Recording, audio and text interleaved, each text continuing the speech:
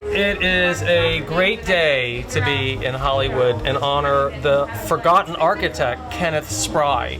He was a guy that was very busy in Hollywood from 1940 until the time that he passed away in 1983, and he designed so many buildings in Hollywood, and he's really kind of known for his mid-century style, which is what this house is. So the Hollywood Historical Society is kicking off their plaque program and honoring Ken Spry's house, 1952, tropical modern design, and it's called Jalousie House, and we're expecting the mayor and Carol Shuham and Linda Sherwood and I believe Kevin Biederman, and we're going to have a kickoff ceremony in honoring of Ken Spry. There's a whole storyboard about him. This guy was so busy in Hollywood. There's hundreds of articles about him in Hollywood, and he dies and he gets 3 lines in the paper. This guy never got a proper obituary and an homage to the legacy that he left. The bandshell in the circle, the War Memorial in the circle, the Entrada Hotel, the Hollywood Theater, the Sheldon Hotel on the beach, Hugh Taylor Birch's house in Birch State Park he designed in 1940. This guy was all over the map, and he was president of the Hollywood Historical Society in 1976. So he was a modernist architect that was pro-preservation. And I am so excited that people could realize that you could be pro-development and a modernist architect while still preserving your past, which is really what you have to look at when you're going forward. It sets the tone for the city. So he is definitely worthy of honorable mention this far after his passing. And I'm so happy that we're doing it today. 3, 2, 1!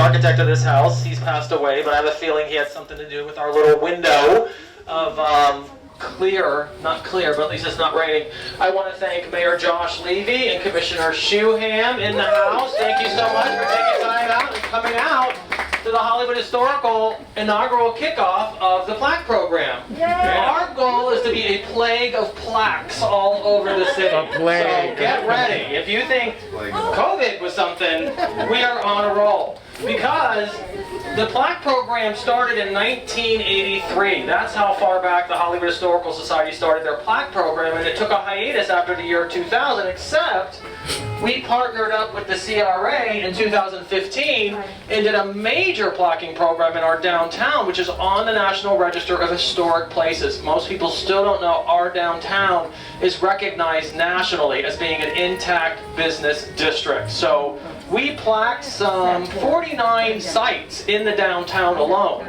Today we're bringing the program back, and since 2021, national standards are 50 years or older. So now we have anything from up to 1970 that's worthy of recognition. And it's interesting that mid-century modern is so hot right now that now all mid-century modern homes can be recognized and marked as a historic architecture.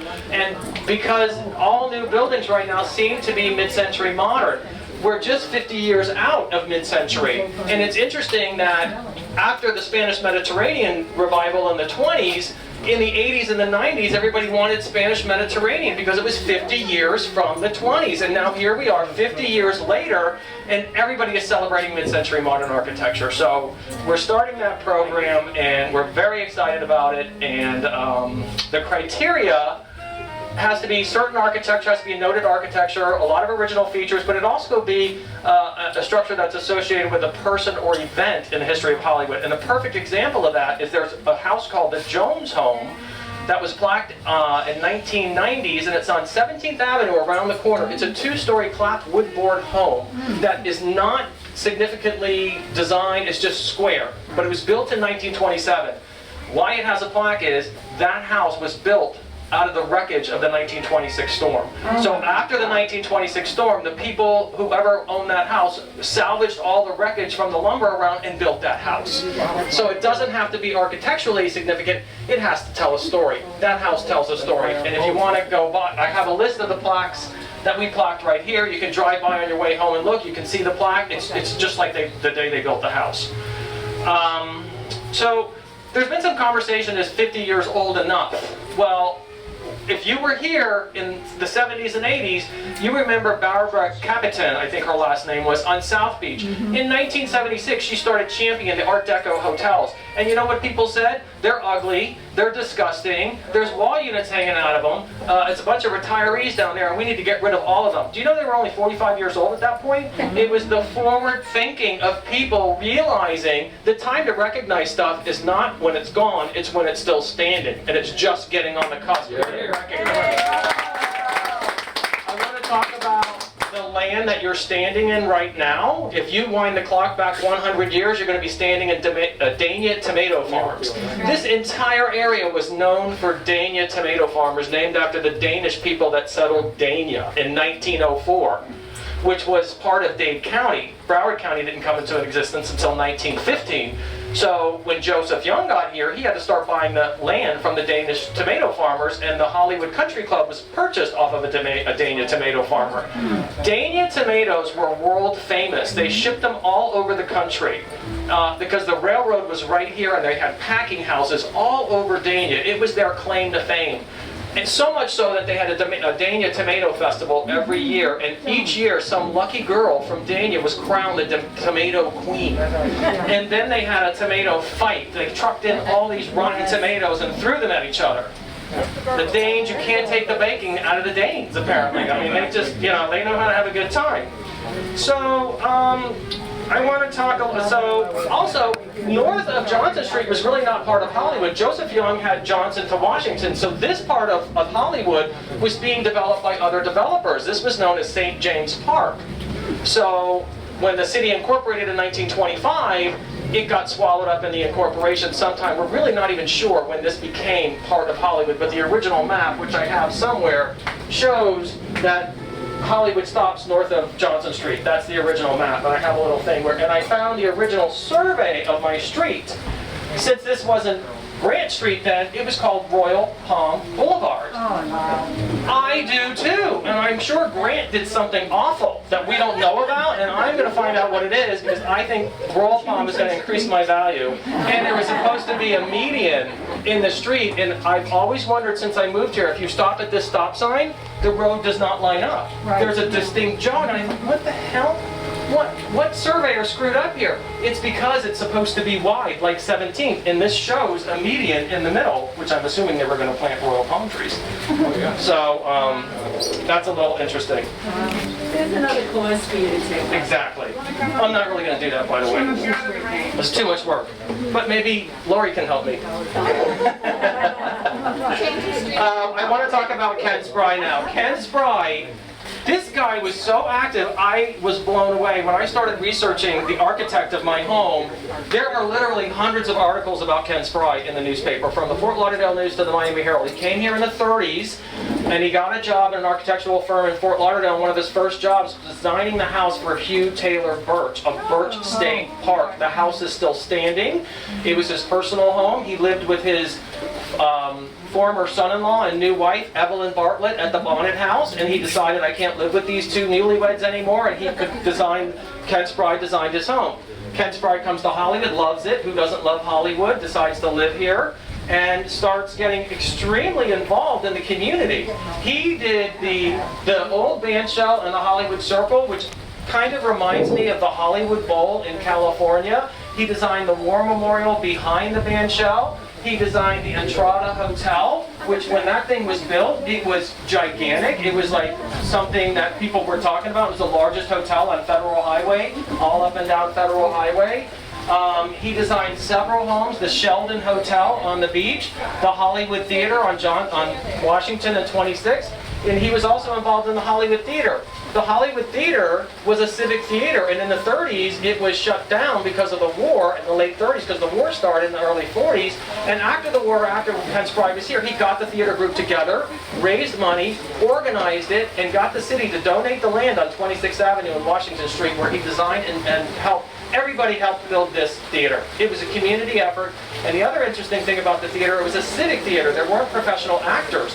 The people were bankers, lawyers. They were residents, and they practiced and they put on shows for the community. It was a very respected civic theater. So when he passes away, Ken Spry, after I see all these articles about Ken Spry, I'm looking and I'm looking and I'm looking, and I can't find his obituary because it's 3 lines. This guy did all of this, and this is his obituary right here. Ken Spry passes away, Service at the Elks, National Cemetery. That's it. He was also president of the Hollywood Historical Society in 1975. He throws a hurricane party in 1976 to commemorate the 1926 hurricane that devastated all of South Florida to raise money. Ken Spry was a modernist architect. See, I don't know why Ken's doing this. He really doesn't want the attention, I think. So what I really find interesting about Ken Spry, and these are the original homes to the plan. If you want to see the original plans, they're right here on the board. But Ken Spry was such a modernist architect. He was pro-development. He wanted quality development, but he was also into historic preservation. And I don't know if you guys all remember the Dania Elementary School, which used to be South Broward. Dania Elementary was built in 1950, and it was known as South Broward. That's why South Broward is over 100 years old. The school itself is over 100 years old. Bayard Lukens builds the building that's now South Broward in 1949. That South Broward moves to Hollywood, and that becomes the Dania Elementary. And what happens to Dania Elementary, it sits idle for years and years and years because the county builds a new Dania Elementary School behind the old one. And Ken Spry, on historic preservation, his quote, he wanted to save the Joe Young House, he wanted to save the first City Hall, and he was very interested in historic preservation while designing new exciting buildings. And I think the two go hand in hand, and one complements the other. So I think it's important. But his quote on the Dania Elementary School, which looked nothing like when it was built, it got hit by a tornado in 1951, half of the building was destroyed and they had to rebuild half of it. But he says, while I'm not making a judgment as to whether it's good architecturally, the old Dania School is worthy of preservation because by its presence alone it reflects the attitudes, ideas important to the people of the time that it was built. And that's what's important. The buildings that we lose in Hollywood are the pioneer buildings of our city. They were the first buildings that were ever built in this land. There was nothing here before Joseph Young got here. And the buildings that are still standing from the 20s that he built are pioneer buildings. And they may not look like they did, but they're still standing and they tell the story in their size and their scale. So, now let's talk about the house. I have to have those because I'm dyslexic and my mind is all over the place. This is a mid-century modern house. In an ideal world, if Ken wasn't raining on us, we'd be standing over there and I would point out the features. But it's a sloped shed roof, a very low pitch. There's open wood beam ceilings in the house that have been brought out. You see the 3 wood beams that come out of the house? Those are a continuation from the wood beams in the house. When you stand in the house, you can see jalousie windows in the roof line, and those same wood beams go out of the windows. These bricks used to be red brick that matched the pink terrazzo on the inside of the house. He uses a concrete eyebrow, which is almost Art Deco, on a mid-century modern house with these circle railings, which is also kind of an Art Deco throwback. And I think the two work really well together. I don't think that there's a problem doing that. There's a cluster of these houses on Johnson Street and 26th Avenue. When you drive down Johnson, the next time when we all go down Johnson, Marie does too on the way home. Hopefully she'll be driving this way soon. Look on the right. Before you get to 26th Avenue, Isa has, we believe, a Ken Spry house. It's very characteristic with the sloped roof. There's 28 windows in this home. It was built before air conditioning. The design is genius because without air conditioning, the house faces east. You open the windows on the east side, the heat slowly escapes out the jalousie windows. I think had air conditioning not been invented, this design would have gotten more popular, but some guy named Carrier invented air conditioning, and then we became hermetically sealed in our homes now. And I love my jalousies because I'm never going to get radon poisoning. So, You have central air? I do, but it doesn't go on very often. My air goes off around October and goes on in April. So that's all I have to say, and I'd like, if the mayor would like to say a few words, please come on up. If you've got a big voice, or I can give you the megaphone and you can use the megaphone. Well, I just want to thank the Historical Society, and listening to you, Clive, really inspires the thought of how we should look at buildings, as well for me. Carol had brought up the idea of 50 years old. I reacted and said, Carol, every house in Hollywood is almost 50 years old. Why should that be historic? But listening to you describe, what particular houses mean in terms of their story, in this case, for example, who designed it, makes me, reconsider and kind of reappreciate perhaps what we do have. And obviously it's incumbent upon me as a mayor to help, I think, conserve that and to preserve that, so we can continue to, feel special about our city, and because it has its own story, as you're telling right now. So it's inspiring for me. So thank you.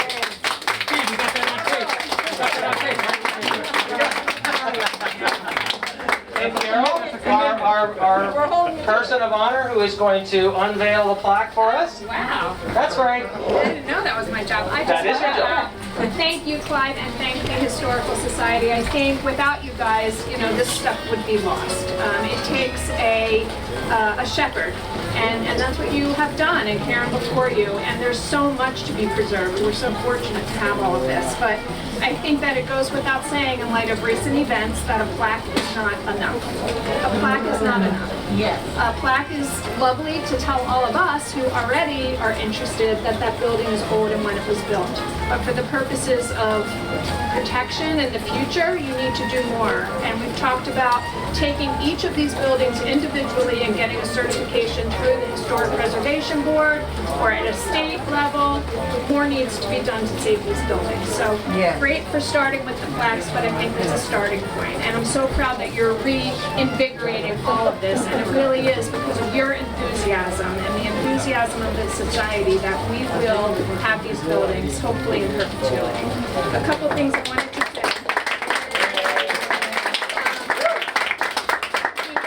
The mayor and I cannot talk about things outside of a sunshine meeting, but just to clear up what he was referring to tear down buildings in a historic district, you have to go to the Historic Preservation Board, and they have to find that it's appropriate to tear down a historic building, and they go through certain measures. We have Terry here.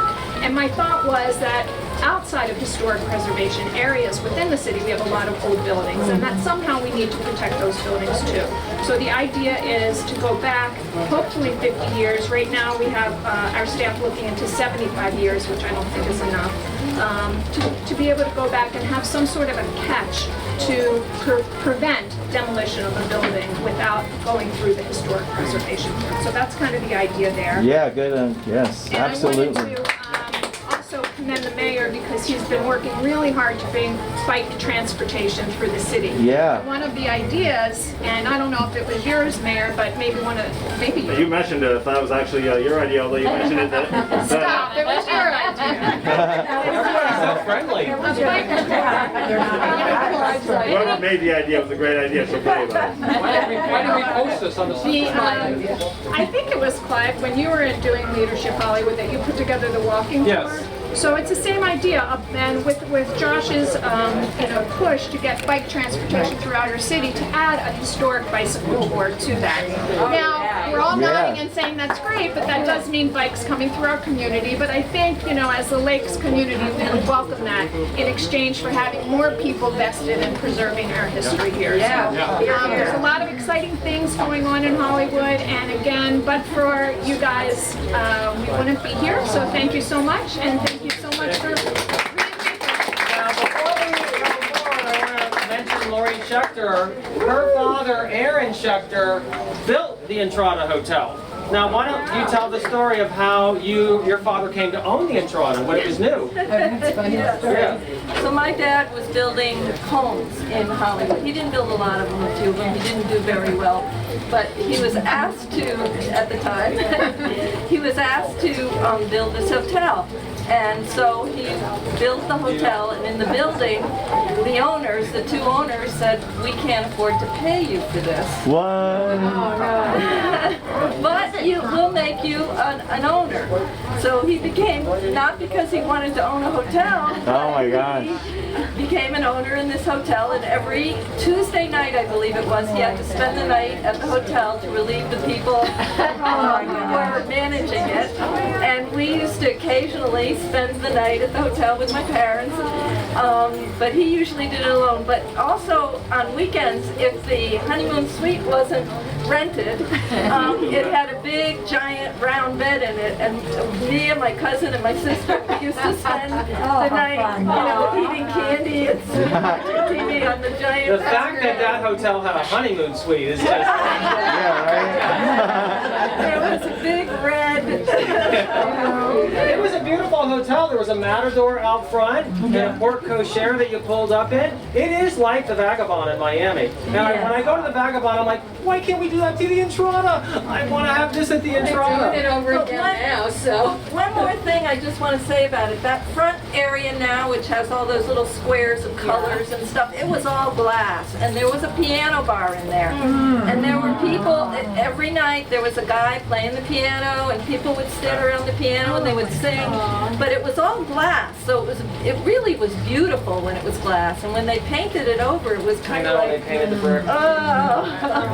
yeah. So. Yes. Can I make a comment? Sure. Talking about the bridal suite at the Entrada. My wife and I spent our first night there.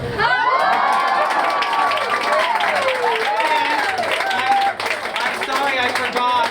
The Peace de Resistance, the original owners are at their house.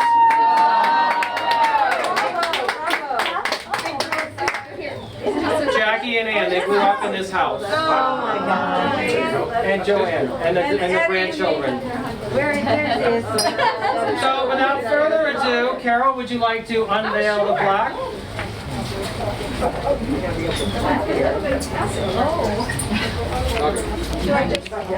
However you want to do it, honey. You can just rip it off. Oh, she's so neat. 1, 2, 3.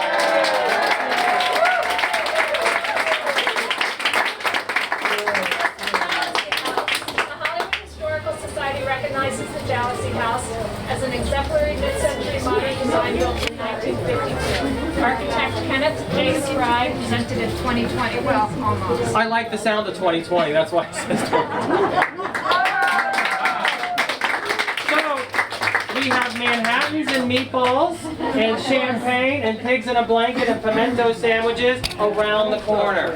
Stop ringing. Hi, I'm Jackie, original owner. My parents lived here. My sister Ann, and original owner. My daughter, Cindy.